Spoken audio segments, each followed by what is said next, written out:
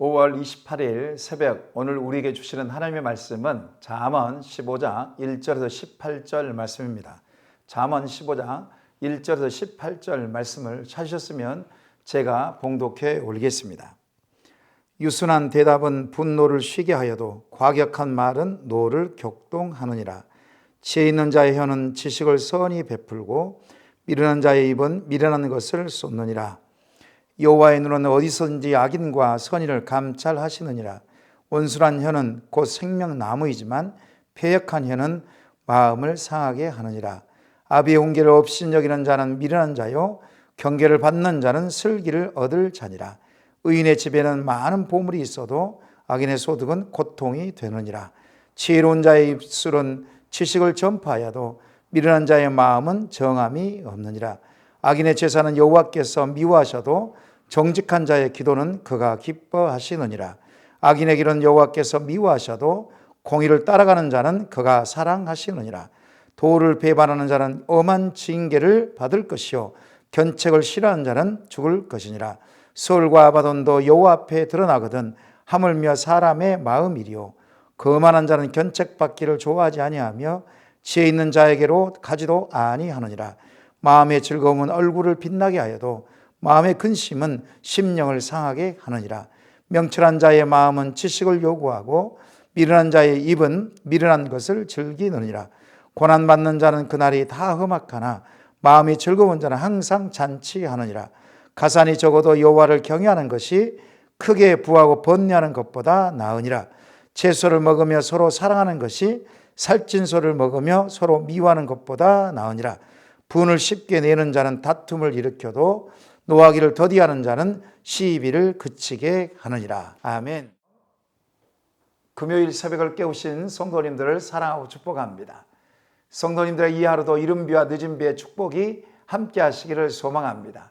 하나님 나라의 백성들은 공평과 정의를 추구하는 공적인 신앙을 가져야 합니다. 공평은 원어로 미슈파트라고 하는데요, 재판적인 용어입니다. 공평은 엄격히 지켜야 할 개인적인 행동에 구체적인 의무를 말할 때 공평이라고 합니다. 정의는 원어로 체다카라고 합니다. 체다카. 하나님과 바른 관계를 말할 때에 체다카라고 합니다. 공평은 하나님 나라의 백성의 삶의 방식을 나타내는 반면에 정의는 하나님 나라의 백성의 인격적인 삶의 방식을 나타냅니다. 예를 들면 고아와 과부와 같은 사회적 약자가 억울한 일을 당할 때에 재판을 통해 풀어주고 그들을 돌보고 섬기는 것을 말합니다. 최근 한국교회는 공평과 정의를 추구하는 공적인 영역으로 신앙이 확장하는 과정에 놓여 있지만 그 영향력은 세상을 변화시키지 못하고 있는 실정입니다. 세상이 도리어 교회를 걱정하는 지경에 이르렀습니다. 다시 세상에 영향력을 끼치기 위해서는 우리 자신부터 준비되어야 합니다. 언어 습관, 감정 상태, 자족하는 삶부터 시작됨을 잊지 말아야 하는 것이죠. 성도로서 하나님 나라 백성으로서 무엇을 갖춰야 할까요? 첫 번째는 부드러움을 갖추는 것입니다. 본문 1절과 4절 말씀 보시기 바랍니다. 유순한 대답은 분노를 쉬게 하여도 과격한 말은 노를 격동하느니라. 온순한 혀는 곧 생명나무이지만 패역한 혀는 마음을 상하게 하느니라. 유순한이라는 말은 원어로 라크라는 말입니다. 유순한이라는 말은 원어로 라크라는 말입니다. 이 뜻은 섬세한, 부드러운, 약한 감성이 있는 우한 등의 뜻이 있다고 합니다. 유순한 대답은 분노를 잠재우지만 과격한 말은 분노를 격동시킨다는 것입니다. 우리나라 속담에 말 한마디에 천냥빚을 갚는다는 말이 있습니다. 자기 분노를 조절하는 것 명철이라고 잠언 14장 29절도 말씀하고 있습니다. 그만큼 말이 중요합니다. 자기 분노 조절을 못하게 되면 말을 함부로 하는 경향이 있지요. 자기 분노를 조절하는 것이 명철이라는 것을 잊지 마시기 바랍니다. 말 한마디가 한 사람의 생명을 살려낼 수도 있고 죽일 수도 있습니다. 좋은 말은 생명나무와 같이 사람을 살리기도 하고 기운나게 하는 것입니다. 하지만 패역한 말은 사람을 속이고 고집스럽게 하기 때문에 마음을 상하게 합니다. 상한 마음과 다친 마음은 결국 사람의 영혼을 파괴시키는 것입니다. 그러므로 무슨 말을 할 때 항상 하나님 앞에서 말하는 것처럼 말해야 합니다. 말을 할 때나 말을 들을 때에 생각하고 또 생각하고 말해야 하며 잘 경청해야 한다는 것입니다. 유순한 마음과 온순한 마음은 그리스도의 덕과 성품이 되는 것을 잊지 마시기 바랍니다. 저도 어쩔 때 보면 과격하고 쉽게 분을 내었던 사람입니다. 하지만 성령님의 인도하심 받고 기도를 통해 예수의 십자가의 복음으로 많이 다듬어졌습니다. 그렇지만 여전히 많이 부족합니다. 어려운 일을 당할 때 보면 쉽게 분노하는 것을 보면 알 수가 있습니다. 부드럽게 말하고 분노를 억제하고 조절하는 것을 끊임없이 훈련하고 또 훈련하여 부드러움이 몸에 배이도록 해야 할 것입니다. 이것은 우리의 힘으로 잘 되지 않습니다. 오직 내 안에 계신 성령님의 도우심과 인도하심에 따라 할 수 있는 것입니다. 두 번째로 성도로서 하나님 나라 백성으로서 무엇을 갖춰야 할까요? 기도하는 마음입니다. 8절 말씀 보시기 바랍니다. 악인의 제사는 여호와께서 미워하셔도 정직한 자의 기도는 그가 기뻐하시느니라. 여호와 하나님께서는 악인의 제사는 미워하십니다. 악인들은 주술적인 힘만 의지하고 자기 욕망을 채우고자 하기 때문에 미워하시는 것입니다. 하지만 정직한 자의 기도, 여호와 하나님께서 원하고 기뻐하십니다. 정직한 자들은 거룩하신 하나님과 온전한 관계를 위해 회개하며 은총을 간구합니다. 예수 그리스도의 보혈의 피를 찬미하는 것이죠. 나의 유익보다는 다른 사람의 유익을 구합니다. 마음의 강박함을 부드럽게 만들어 주는 것이 바로 기도하는 것입니다. 이 기도 너무나 중요한 것입니다. 그러므로 그 부드러움을 배우기 위해서는 어떻게 할까요? 기도하는 것입니다. 기도하는 것이 최선의 방법입니다. 진정으로 기도하는 자는 마음이 따뜻하고 부드럽습니다. 기도하는 자는 현실의 응시함과 동시에 그곳에서 고군분투하고 있는 자신을 잘 성찰하고 돌아보는 것입니다. 기도하는 동안 자신을 돌아보기 때문에 무엇이 일어날까요? 회개가 일어납니다. 다른 사람은 어떻게 하면 이롭게 할까?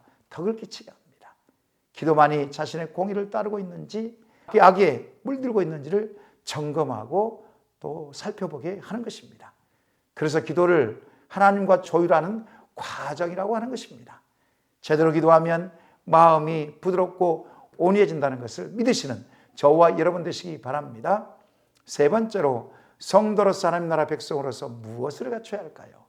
그것은 자족하는 마음을 가져야 한다는 것입니다. 16절 말씀입니다. 가산이 적어도 여호와를 경외하는 것이 크게 부하고 번뇌하는 것보다 나으니라. 가산 즉 재산이 적어도 여호와를 경외하며 사는 것이 재산이 많아서 다툼과 분쟁이 일어나는 것보다 낫다라는 것입니다. 많은 보물이나 돈이 있어 혼란에 빠지는 것보다 안전과 평안이 더 낫다라는 것입니다. 재물을 선택할 것이냐 여호와 하나님을 경외할 것인가는 전적으로 자기 자신에 달려 있습니다. 어느 것을 선택하시겠습니까? 자문의 기자는 두 가지를 비교하면서 선택할 수 있는 자유를 주고 있습니다. 채소를 먹으며 서로 사랑하는 것이 살찐 고기를 먹으며 서로 미워하는 것보다 낫다라고 이렇게 기록하고 있습니다. 그렇습니다. 자족하는 마음, 주어진 현실에서 안주하는 것이 아니라 주어진 삶을 즐거워하고 만족하는 삶입니다. 자족하면 범사에 감사하게 되어 있습니다. 자족하면 자신을 사랑하고 타인까지도 사랑하게 되어 있습니다. 자족하면 마음의 근심이 떠나가고 즐거움이 있어 얼굴이 빛나게 됩니다. 그래서 이러한 하나님의 은혜를 깨달았던 사도 바울이 고백하기를 나는 자족하는 법을 배웠다고 하는 것입니다. 빌립보서 4장 11절 12절 말씀을 제가 읽어드리겠습니다. 내가 궁핍함으로 말하는 것이 아니니라. 어떠한 형편에서든지 나는 자족하기를 배웠노니 나는 비천에 처할 줄도 알고 풍부에 처할 줄도 알아. 모든 일, 곧 배부름과 배고픔과 풍부와 궁핍에도 처할 줄 아는 일체의 비결을 배웠노라. 아멘. 자족하는 일체의 비결을 누구에서 배웠을까요? 그것은 예수 그리스도께 배운 것입니다. 예수 그리스도 한 분만으로 만족하는 삶이 바로 자족하는 삶인 것입니다. 이 자족은 하나님을 온전한 믿음으로 신뢰하는 데서 나온 것입니다. 예수님 한 분만으로 만족하며 그분이 주신 능력 안에 살아갈 때에 참 기쁨과 참 평안이 넘치게 된다는 것을 믿으시는 저와 여러분 되시기 바랍니다. 말씀을 정리합니다. 성도로서 하나님 나라의 백성으로서 오늘 본문을 통해 갖춰야 할 세 가지를 말씀을 드렸습니다. 첫 번째는 부드러움을 갖추라는 것입니다. 두 번째는 기도하는 마음을 항상 갖추라는 것입니다. 세 번째는 자족하는 마음을 갖추라는 것입니다. 이 세 가지를 잘 갖추셔서 하나님 나라의 백성으로 하나님 나라의 정병으로 쓰임받는 저와 여러분 되시기를 이 시간 축원합니다. 말씀을 기억하며 기도하시겠습니다. 하나님, 강팍하고 완고한 나의 심령을 부드럽고 온유하게 하여 주옵소서. 정직한 기도자가 되어 영혼을 살리고 생명을 살리는 복의 통로가 되게 하옵소서.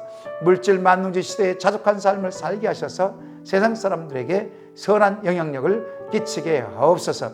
이와 같은 기도를 주여 부르시고 합심하여 기도하시겠습니다.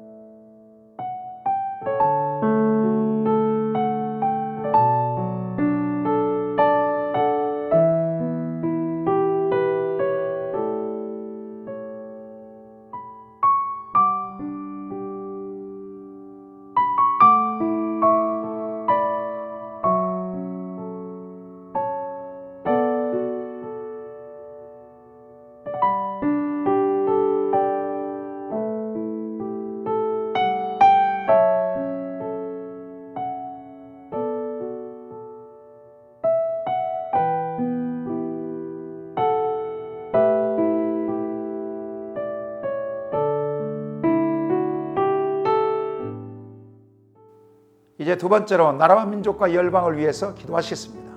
대통령 위정자들에게 하나님의 지혜를 주셔서 국정을 잘 이끌어가게 하옵소서. 부정부패가 떠나가게 하시고 정치, 경제, 사회, 외교, 국방 영역에서 안정을 찾게 하옵소서. 코로나19의 확산을 막아주시고 백신 접종이 원활하게 진행되게 하옵소서. 인도 땅과 미얀마 땅을 하나님의 궁일과 자비를 베풀어 주옵소서. 이와 같은 기도를 가지고 주여 부르시고 합심하여 기도하시겠습니다.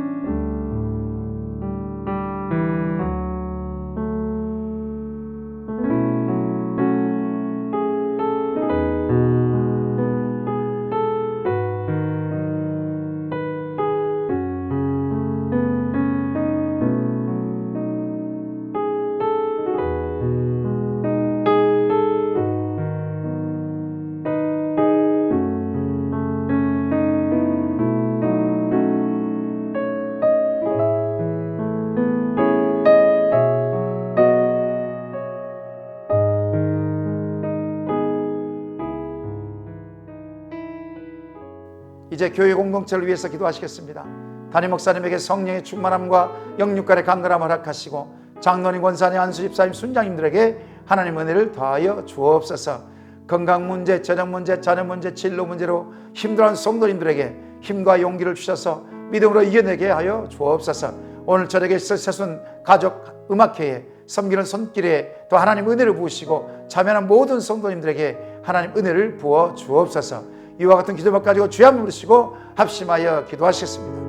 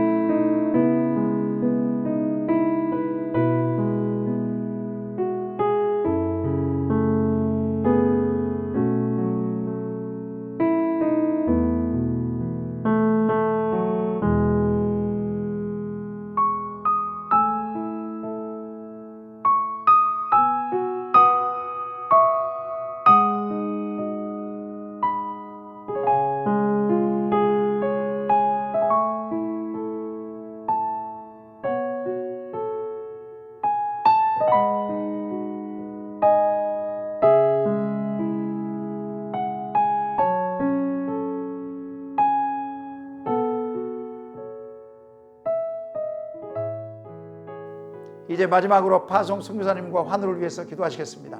과테말라 도익찬 노행자 선교사님에게 성령의 충만함을 주옵시고 코로나19의 확산과 화산 분화로 인한 이중고를 겪고 있는데 속히 민생과 사회가 안정될 수 있도록 인도하여 주옵소서. 선교센터와 섬기는 영혼들을 붙여 주옵소서. 방글라데시 박수기 선교사님에게 성령의 충만함을 주옵시고 사역자가 속히 결정되게 하옵시고 현지 센터 사역에 스태프들과 오가는 이들에게 안전을 지켜 주옵소서.